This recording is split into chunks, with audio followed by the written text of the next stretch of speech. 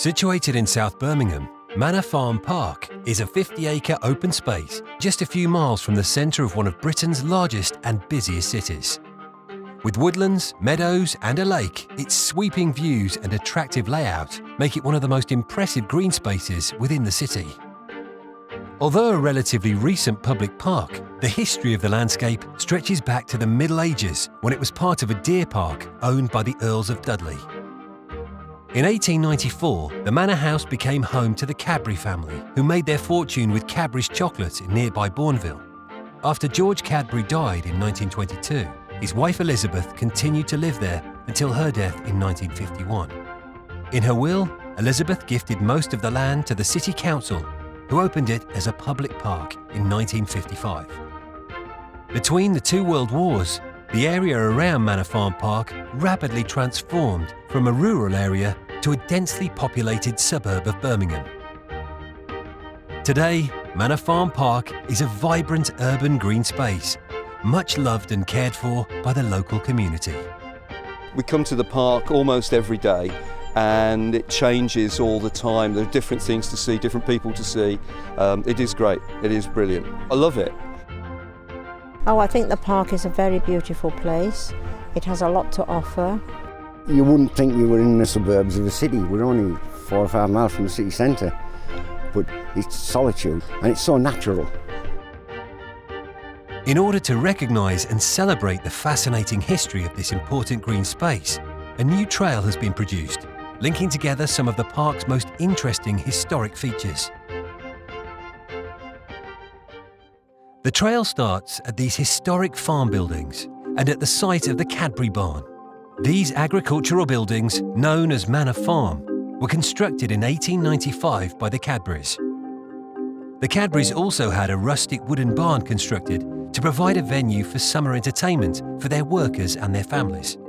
The building hosted numerous parties for children from the poorer parts of Birmingham, enabling them to enjoy a day out in the countryside. During the Second World War, the barn and park were used as a training camp by the Friends Ambulance Unit, a Quaker organisation dedicated to serving in non-combat roles in line with their pacifist beliefs. 1,300 ambulance drivers and medical orderlies were trained, and they served in 17 different European countries during the war. Sadly, this building was destroyed by fire in 2017. Next, the faint traces of medieval ridge and furrow ploughing can be seen in parts of the park, a reminder of the landscape's distant agricultural history.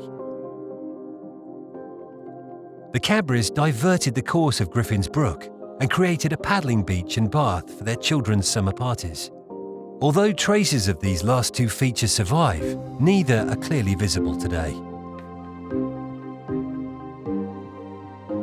This large lake, also known as the Fish Pond, was created during the 19th century by damming Griffin's Brook.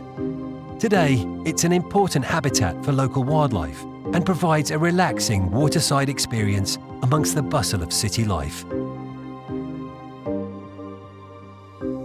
Next on the tour, we come to Manor House. In 1835, the farm was purchased by Joseph Frederick Leadsom, a local manufacturer who altered and extended the pre-existing Northfield Manor.